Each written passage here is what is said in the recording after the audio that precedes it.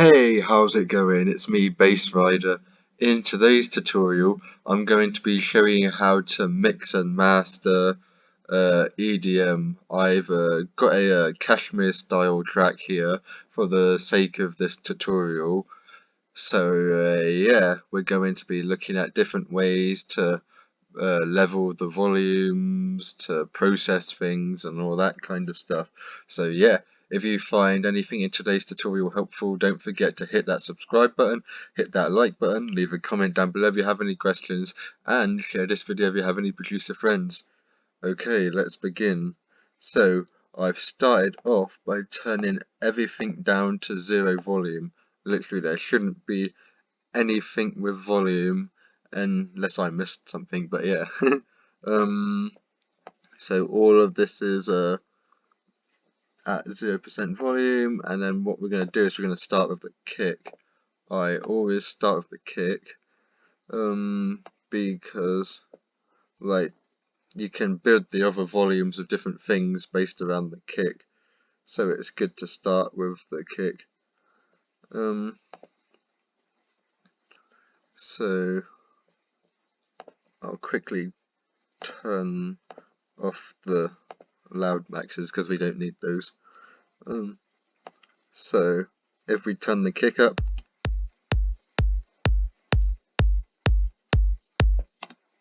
so that's roughly about where you want your kick. So it's hitting at roughly the 6. In some cases it can be a little bit under, but yeah. I've gone a little bit over. Let me quickly turn that down. Yeah, that's about correct. So then I can build the claps next. I'm not going to look at the numbers really for this one, I'm just going to see when it sounds right.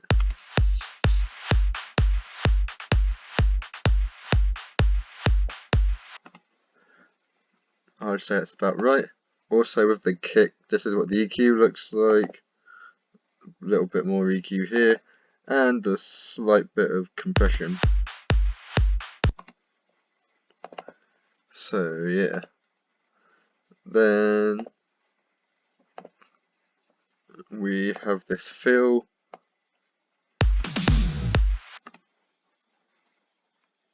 Actually, I might do the fill after I do the bass, because if the bass is correct, then it'll be easier to do the fills. So let's do the bass.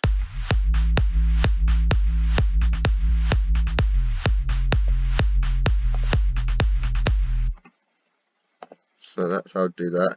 And with this, it's got a bit of OTT. It's completely mono.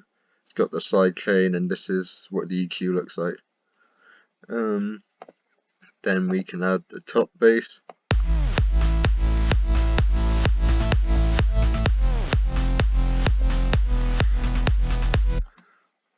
So this one's got 2 saturations on it, the side chain, and this is what the EQ looks like. Also, this isn't in mono. The top basses, I never put those in mono. Now let's do the click. So this is just to give the basses more of a punchy sound.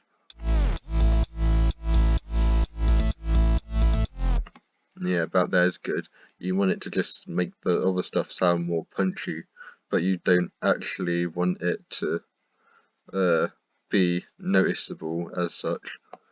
So yeah, about here's good. Also, no sidechain on the click, because that'll just be pointless. The click is a very quick sound, so the sidechain would just make it so it doesn't even make any sound. Then actually, let's do the leads next.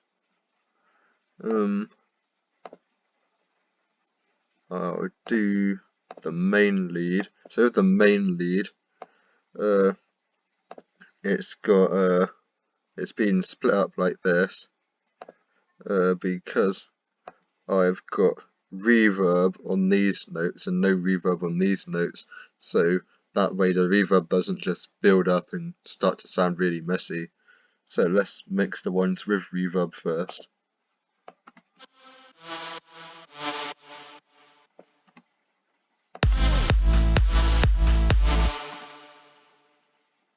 And we'll do roughly the same volume for this one.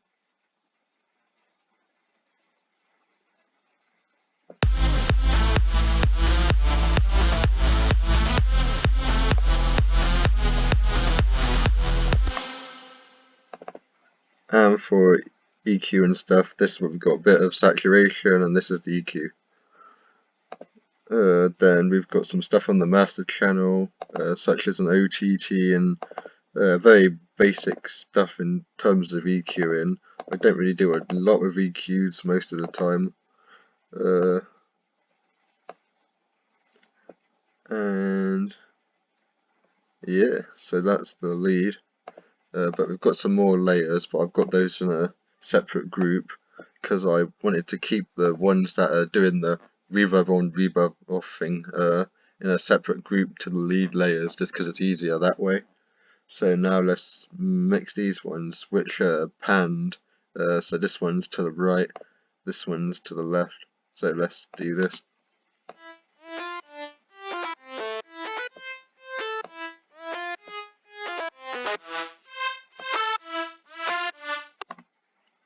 Yeah, I would say that's about right. Actually, I'm going to bring those down in volume. Let's try about here.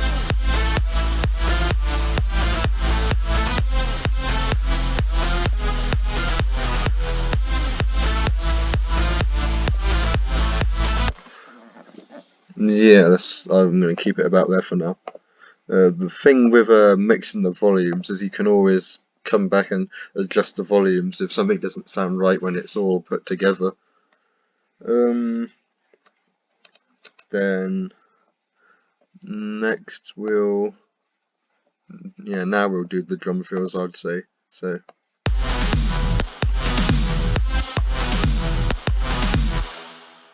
I'd say that's about right. You don't want it to be right louder than the entire mix, but you still want to be able to hear it.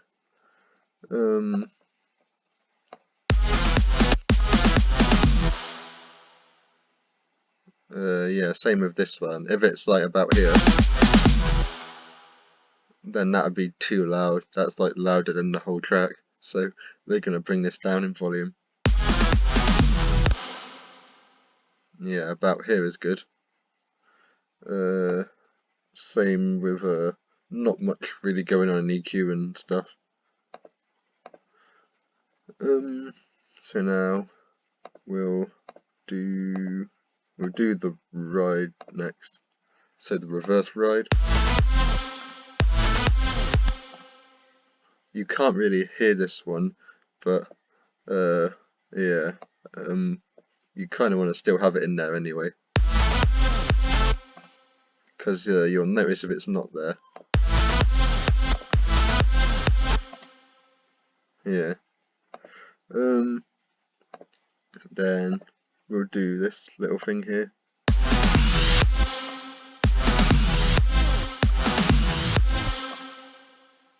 Haven't got any EQ or anything on this one because it didn't really need it. And then this little thing here just to make the fill sound bigger.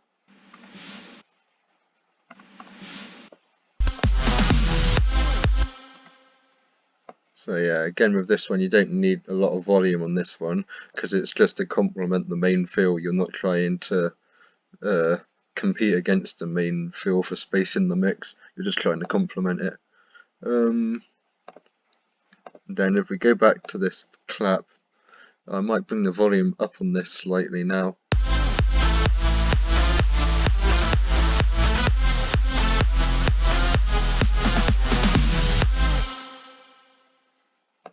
Yeah, just that now we've got the leads and stuff in there, I couldn't really hear it as well as I wanted to, so I brought the volume up a bit.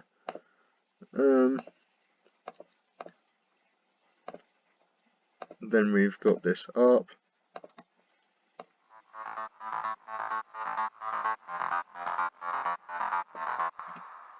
I've muffled it slightly just because it was too punchy before and it was basically fighting my main lead, so I've muffled it slightly.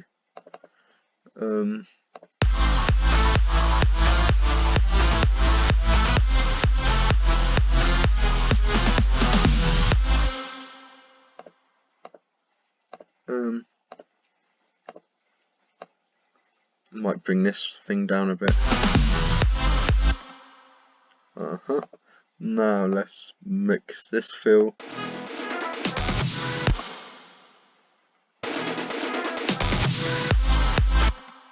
The idea of this one is you want it to be at the right place so it's slightly quieter than when the leads and everything come back in, because if it's like right up here, then it's going to make the leads and everything sound smaller when they come back in, because this was louder than everything, so you want this to be slightly quieter.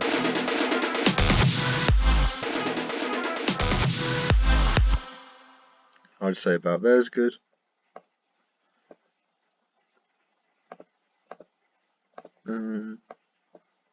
Then we've just got this little orchestral hit here, which just sounds like this if I play it on its own. Removed a little bit of the low end just so it doesn't interfere with anything, but I probably didn't need to do that because is there any sub bass even playing? Doesn't look like it, or is there? Yeah, there is a bit of sub bass playing. That's probably why I removed the low end on it. So yeah.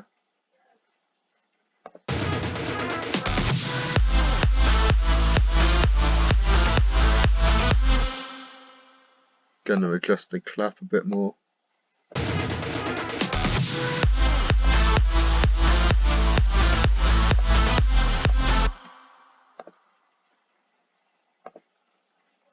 And yeah, I'd say that's pretty much how you would mix this drop, and then I can start bringing in the loud maxes again, which are just limiters which boost the volume.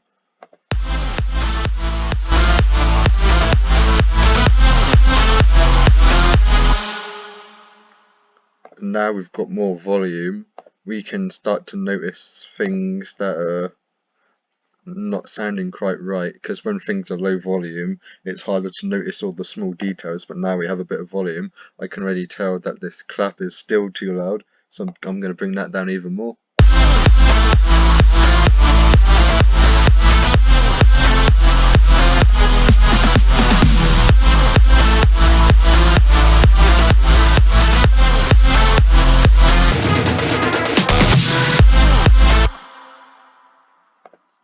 This drum fill right here needs to come down a bit more.